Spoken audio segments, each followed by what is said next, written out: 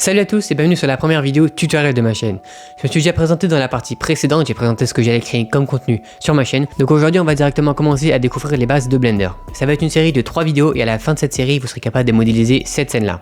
Dans cette partie, on va découvrir l'interface de Blender et on va commencer à modéliser la maison. La deuxième partie sera consacrée au décor autour de la maison où on continuera à découvrir des outils de modélisation. Et enfin, on s'occupera des couleurs, de l'éclairage et du rendu. Ne vous inquiétez pas, on va y aller doucement mais sûrement. Et à la fin, vous aurez appris à faire cette scène-là en 3D sur Blender. Vous êtes prêts ou prêtes? Allez, c'est parti, on va pas perdre plus de temps et on se retrouve directement dans l'interface de Blender. Si vous regardez cette vidéo, ça veut probablement dire que vous découvrez Blender et c'est peut-être votre première utilisation, donc ne vous en faites pas, je vais essayer d'être le plus clair possible. N'ayez pas peur, il y a beaucoup de choses dans l'interface, vous voyez, il y a plusieurs fenêtres, il y a énormément de boutons et tout. Vous en faites pas, on les découvrira au fur et à mesure de notre aventure. Pour commencer, on a 3 objets, un cube, une caméra et une lumière. C'est un peu le résumé de chaque projet, c'est-à-dire qu'on a un cube qui représente tous les éléments visuels de nos projets, on a une caméra pour définir le rendu et on a une lumière pour éclairer notre scène. On va commencer par supprimer les 3 pour ajouter un nouvel objet avec Shift A, Mesh, Plane. Vous voyez que si on fait Shift A, ça nous ouvre ce menu et Shift A, ça permet d'ajouter n'importe quel type d'élément à notre scène. Que ce soit des objets, des lumières, des caméras, etc. On découvrira les autres dans les prochaines vidéos, mais aujourd'hui, on va utiliser que ceux qui se trouvent dans les Mesh. Donc pour ça, Mesh et Plane. Donc on va redimensionner cette planche avec S. En 3D, il y a 3 types de transformation. Le redimensionnement avec S, le déplacement avec G et la rotation avec R. Et c'est avec ça en fait qu'on va créer et construire nos scènes. Donc on redimensionne un petit peu notre planche avec S. Par exemple, comme ceci. Vous voyez que là, si on regarde en haut, on est dans le mode objet. En 3D, si on clique ici, on voit qu'il y a donc le mode objet et 5 autres modes qui ont tous une fonctionnalité différente, une fonction différente. Mais aujourd'hui, on va utiliser que l'objet et l'edit mode. Le mode objet, c'est là où on va se déplacer et organiser tous nos éléments de notre scène. Et le mode édition, c'est là où on va modifier la topologie de chacun des objets. Pour passer du mode objet à l'édition, soit vous cliquez tout simplement ici, voilà, mais un raccourci clavier beaucoup plus rapide, c'est Tab, tout simplement. Pourquoi je dis raccourci clavier? Parce que les raccourcis clavier sur Blender, c'est vraiment ultra important. C'est quelque chose vraiment de fondamental parce que ça vous fait gagner un temps énorme. Quand on débute, on les connaît pas et c'est bien normal. Donc pour vous aider, j'ai créé un petit guide qui est téléchargeable dans la description et qui contient tous ceux que j'utilise moi-même pour chacun de mes projets. Donc on a redimensionné notre planche et on va passer en mode édition avec Tab. En 3D, il y a les points, les arêtes et les faces. C'est ce qu'on retrouve ici. La sélection de points, donc les points c'est Vertex, les arêtes c'est Edge en anglais et les faces c'est Face. Pourquoi je parle de ça? Parce que c'est les 3 principales choses qu'on va pouvoir modifier pour un objet. Par exemple, on peut prendre un ou plusieurs points et les déplacer comme ça. On peut également donc sélectionner les arêtes. Voilà, on peut en sélectionner plusieurs aussi. Et les faces. Un raccourci clavier très important donc c'est 1, 2 et 3. Pas du pavé numérique, attention, c'est bien la barre supérieure. Donc 1, 2 et 3. On va commencer par sélectionner cette face donc avec la sélection des faces et on va appuyer sur E. E qui est la fonction extrude. C'est la première qu'on voit parce que c'est vraiment la fonction la plus importante. Ça permet en fait d'ajouter de la matière à nos objets. Ensuite, on va juste faire Tab pour sortir du mode objet, du mode édition. En fait là, l'objectif ça serait d'agrandir un peu ce cube sur le côté. Si on fait S, vous voyez que ça redimensionne partout, c'est proportionnel, nous c'est pas ce qu'on veut. Donc pour ça, on va tout simplement appuyer sur Y. Et vous voyez que là, on peut redimensionner sur l'axe Y en vert. Ça marche aussi pour l'axe X et pour l'axe Z. Je vais vous afficher l'axe Z pour le début, pour l'instant. Voilà. Donc S, Y, et on le redimensionne un petit peu comme ça. Voilà, tout simplement parce que moi j'ai envie de faire une maison rectangulaire. Ensuite, on va faire Tab pour entrer en mode édition et on va créer la forme du toit. Pour ça, on va avoir une deuxième option, c'est CTRL R. CTRL R, vous voyez qu'on peut le mettre soit ici, soit là, soit ici. En fait, CTRL R, ça place une série d'arêtes au milieu des faces. Donc on va faire ça. Si on clique, un premier clic gauche, vous voyez qu'on peut modifier, en fait, on peut déplacer cette arête. Nous, on veut pas, vu qu'on fait le toit, on veut que ça reste au milieu. Donc on va faire clic droit. Clic droit, ça permet en fait d'annuler tout déplacement après une action. Et ensuite, on prend cette arête là et avec G, on va le monter. Vous voyez que là, G, c'est partout. Donc G et Z. Et ça se déplace tout simplement juste sur l'axe Z. Ensuite, on va améliorer un petit peu ce toit. Donc pour ça, on va prendre les faces, les 2 faces au-dessus. On va faire Alt E et Extrude Faces Along Normal. Alt E, ça permet juste en fait d'avoir plus de possibilités pour la fonction extrude. Donc Alt E et on choisit Extrude Faces Along Normals. Vous voyez, comme ceci. Appuyez bien sur S. Vous voyez que si j'appuie pas sur S, c'est pas tout à fait proportionnel. Donc là, on appuie sur S. On resélectionne maintenant celle-là. Et pareil, Alt E pour tout simplement prolonger les toits. Et dernier petit élément du toit. Donc on sélectionne ces 4 faces ici. Et celle-là. Et on va faire Alt E et encore une fois. Voilà. Comme je vous l'ai dit, c'est vraiment la fonction qu'on utilise le plus. Là, ça nous a permis en fait voilà, tout simplement d'étirer le toit en rajoutant de la matière. Donc, ensuite, on va passer à la porte. Vous voyez que là, on a une forme basique de maison. Et on va ajouter un peu de détails et on va commencer par la porte. Pour ça, on rentre en mode édition avec Tab. Et on va appuyer là sur CTRL R, comme on a fait pour le toit. Et vous voyez que, donc clic gauche, vous voyez que là, plus je vais vers le haut, plus ça prend la forme en fait de la géométrie. Nous, on aimerait bien que ça soit tout à plat. Donc pour ça, je vais appuyer sur Alt Z, ce qui va me permettre en fait de rentrer en mode en vue rayon X. Ça se passe ici. Vous voyez qu'ici, on est en vue solide, donc c'est la vue de modélisation par défaut. Là, c'est la vue matériaux, où on verra donc tous les matériaux qu'on créera. Et là, c'est la vue du rendu. Ces deux-là, on les verra donc dans les parties 3 et 4. Mais aujourd'hui, on va s'attaquer principalement à celle-là. Et on appuie sur ce bouton-là pour voir tout simplement à l'intérieur. Et pour les aplatir, on va faire SZ. Vous voyez que si on fait ça, ça s'aplatit. Mais pour que ça soit parfait, on va tout simplement appuyer sur 0 ensuite. Et donc voilà, là on a réussi à aplatir ces faces. Et maintenant, Alt Z pour sortir du mode rayon X. Et on va la placer par exemple ici. À nouveau CTRL R pour placer là. Encore un CTRL R et cette fois-ci on va appuyer sur, donc après l'avoir placé, on appuie sur CTRL B. CTRL B ça permet simplement en fait de diviser, voilà on est parti comme ça, de diviser cette arête en deux, de manière à ce que ça soit toujours égal. C'est-à-dire que là cette face est égale à celle-là, etc. C'est un peu comme si en fait c'était en miroir par rapport à cette partie-là. Donc là vous voyez que si on prend cette face-là et qu'on fait E, on a tout simplement créé en fait l'ouverture, on va dire, de la porte. Mais c'est pas suffisant. Donc pour ça, on va tout simplement sélectionner cette face-là. Et là, on veut séparer cette face de l'objet maison pour créer un objet porte. Pour ça, on prend cet objet-là, donc cette face-là, pardon, et on appuie sur P et on choisit ici sélection. En appuyant sur Tab, on voit qu'on a là deux objets. On le voit aussi ici, dans cette fenêtre-là. C'est l'endroit où on voit en fait tous les éléments qui sont présents dans notre scène. Vous voyez que si j'appuie, donc si je sélectionne la maison là, je fais G pour déplacer, vous voyez que on a bien l'objet, un autre objet qui a été créé ici. Donc pour s'organiser un petit peu, on va double-cliquer ici et on va taper tout simplement maison. Pareil pour la porte. C'est pas très utile mais ça va vous permettre de mieux vous repérer dans la scène. On va améliorer un petit peu cette forme de porte, tout simplement. Donc on va prendre cet objet là et on va appuyer sur H. H ça permet de le cacher. Vous voyez ici le petit œil. Si il est visible, c'est-à-dire que l'objet il est visible. Sinon, c'est-à-dire qu'il est invisible. Pour cacher, donc c'est H. Et pour révéler, c'est Alt H.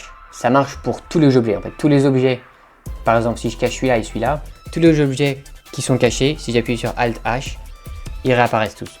Ça, c'est pratique quand on veut, par exemple, isoler un objet comme là je vais faire. Quand on veut, par exemple, se concentrer, se focaliser sur une modélisation d'un objet en particulier. Donc, on va améliorer un petit peu cette forme et pour ça, on va sélectionner cette face, on va appuyer sur E pour extruder, par exemple comme ceci. Et pour améliorer, on va ajouter une coupe, là, CTRL R et pareil ici. Ensuite, on sélectionne ces deux faces là et on va découvrir un nouvel outil qui s'appelle l'insertion avec I. Donc là, si je sélectionne ces deux faces là et j'appuie sur I, vous voyez qu'on crée tout simplement de la matière à l'intérieur de ces faces. Donc par exemple, on va la placer là et on peut tout simplement extruder vers l'intérieur comme ceci. Pareil pour en bas. Là, c'est vraiment moi qui choisis quelle porte je veux faire, mais on peut très bien changer, voilà. Mais j'essaie aussi de vous faire découvrir un maximum d'outils, donc c'est pour ça que je fais ça. Ensuite, on sélectionne ces deux faces là, on fait I à nouveau. Mais là, on aimerait bien que ça soit, que ça insère séparément. Et pour ça, en fait, on rappuie sur I. Tout simplement, là vous voyez que ça insère, mais les faces sélectionnées individuellement. Là, si j'appuie une fois sur I, ça fait ça, et 2 fois, ça fait comme ça. Et par exemple, là, on peut tout simplement extruder à nouveau, comme ceci.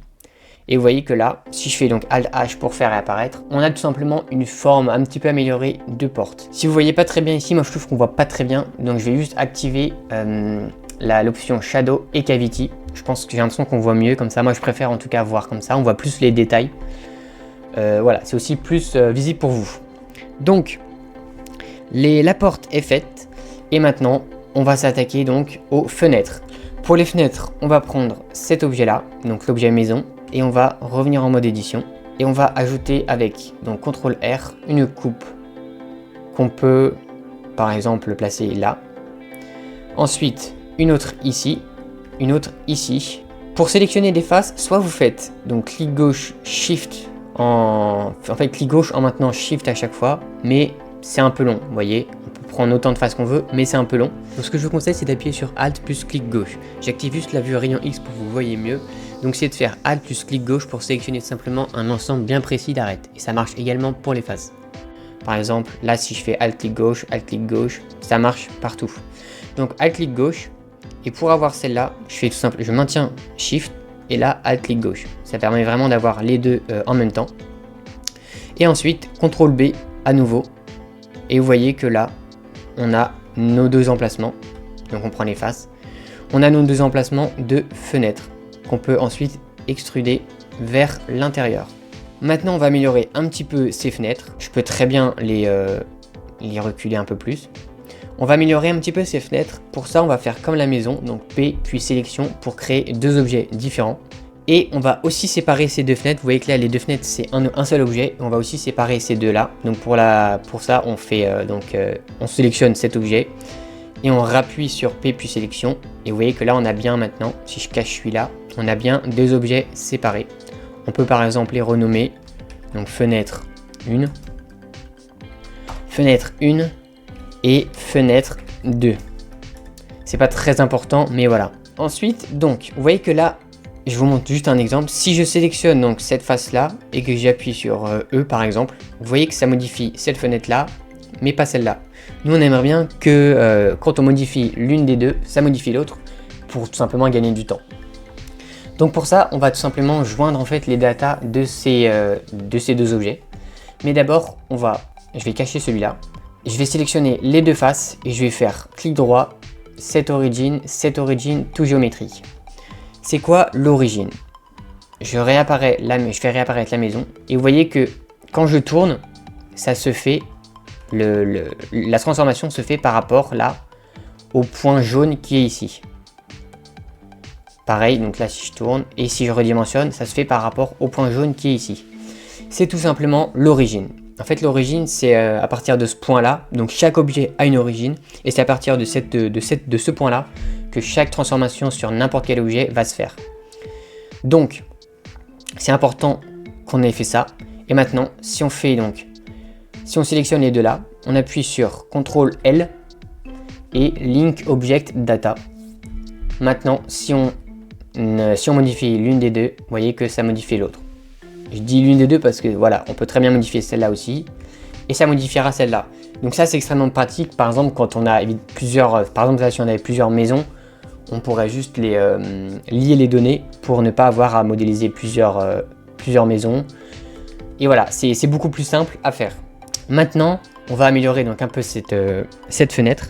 Et pour ça, on va donc tout simplement entrer en mode édition. Je vais cacher tout le reste, enfin juste voilà la maison pour que vous voyez mieux. Donc maintenant, une autre fonctionnalité, je sélectionne la face et je fais clic droit et subdivide. Vous voyez qu'en bas à gauche, il y a une fenêtre qui s'ouvre.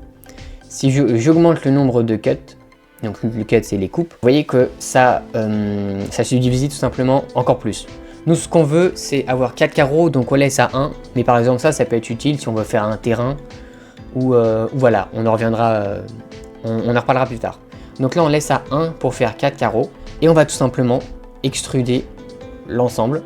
Vous voyez que là chaque modification se fait ici. Je fais réapparaître la maison pour voir un peu l'épaisseur où j'en suis. Donc là par exemple c'est allé trop loin, donc je vais faire comme ça. Et ensuite, comme on a fait tout à l'heure pour les détails de la porte, I. Vous voyez que par défaut, Blender garde à chaque fois les choix qu'on a fait pour la dernière fois qu'on a utilisé cet outil. Donc là, vu que j'avais fait 2 fois I pour insérer individuellement, il a gardé ça en mémoire. Donc il me repropose ça. Mais par exemple, si vous vouliez ne pas faire ça, vous pourrez très bien appuyer sur I et ça insère globalement. Donc là, on laisse comme ça. Si jamais vous voulez avoir le même espace ici que ici, c'est ce qu'on va faire d'ailleurs. On va tout simplement en redimensionner sur Y. Et vous voyez que là, on a quasiment le même espace. Et pareil sur Z. Comme ceci. Et enfin, on peut extruder ça vers l'intérieur. Et vous voyez qu'on obtient une fenêtre vraiment basique. Mais voilà, très chouette à faire. Donc maintenant qu'on a ajouté nos fenêtres, je viens d'y penser, on va tout simplement juste ajouter à notre porte une poignée. Donc pour ça, on va faire Shift, clic droit. Pourquoi je fais ça? Vous voyez que ça a modifié le curseur qui était de base ici. Le curseur, c'est quoi? C'est tout simplement l'endroit où chaque objet va être ajouté à notre scène. Par exemple, vous voyez qu'au départ, chaque objet il était ajouté au milieu. Mais là, si j'ajoute par exemple, je sais pas moi, un cône, et ben il s'ajoute tout simplement ici. Encore une fois, c'est l'origine de cet objet qui s'ajoute en plein milieu du curseur. Regardez, si je mets un cube, l'origine elle est en plein milieu du curseur. C'est ce qu'on veut pour justement pouvoir en fait ajouter notre poignée. Donc on la place ici. Je vous rappelle, Shift, clic droit, ça marche partout. Ce qui est bien en fait, c'est que c'est aimanté. Donc ça se met vraiment partout. Donc Shift, clic droit ici, Shift A, et on va par exemple ajouter une icosphère. Là voilà, c'est un peu basique, je vais rester vraiment simple sur ces objets. Mais c'est pour aussi voilà, qu'on découvre un petit peu les différents objets qu'on peut ajouter. Et ensuite, on va tout simplement le décaler vers là. Si c'est trop grand, évidemment, on redimensionne. Et voilà, une poignée de porte basique, mais ça nous a quand même permis de découvrir et de parler du curseur 3D. Donc maintenant, on va passer au dernier détail de notre maison, qui sera la cheminée. Donc pour ça, pareil que la poignée, Shift, clic droit, par exemple ici. Ensuite, on va ajouter donc un cube, c'est le plus simple, pour créer donc la cheminée. Et on va tout simplement donc le redimensionner, par exemple comme ceci, et sur Z. Voilà, encore une fois, l'épaisseur et la hauteur, c'est comme vous voulez. Si jamais d'ailleurs vous voulez modifier l'épaisseur, on a vu qu'on pouvait redimensionner sur un axe en même temps, mais est-ce qu'on peut redimensionner sur 2 axes en même temps? Eh bien oui.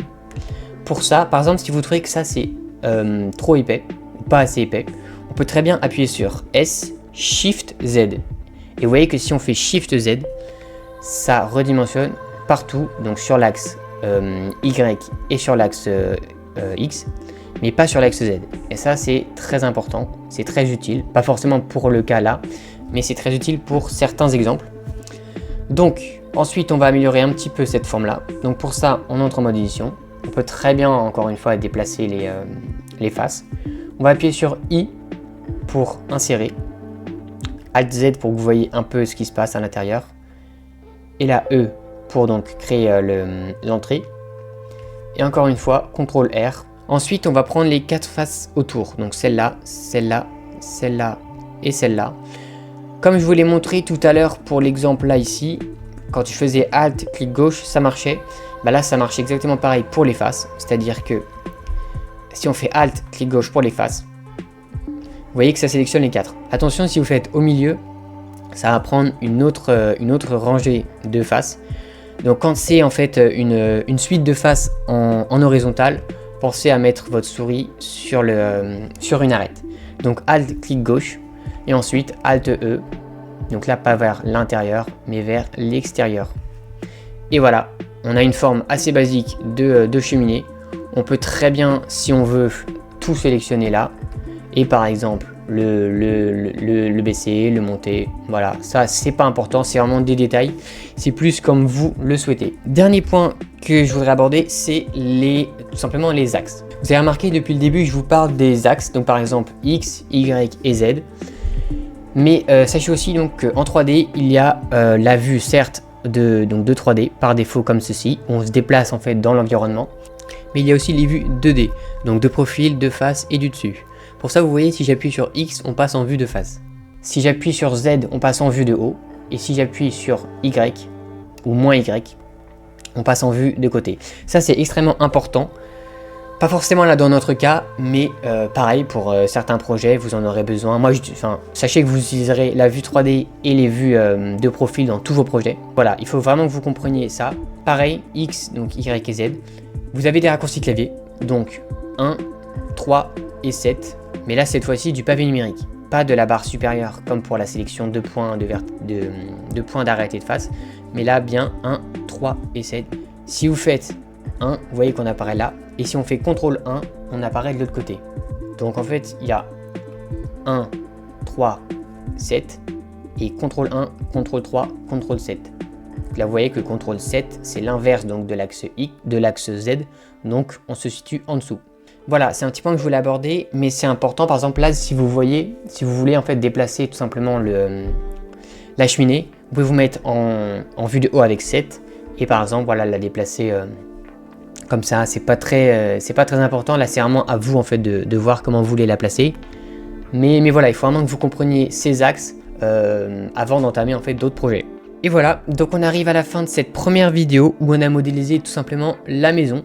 J'espère que cette vidéo vous a plu. Si c'est le cas, n'hésitez vraiment pas à vous abonner, à liker et à partager cette vidéo à vos potes qui souhaitent apprendre la 3D. J'attends vos retours en commentaire. N'hésitez pas non plus si vous avez des questions à me les poser en commentaire, si c'est quelque chose que vous n'avez pas compris dans ce projet ou même une question plus générale sur Blender. Moi je vous dis à la prochaine dans la partie 2 où on s'occupera du décor autour de la maison.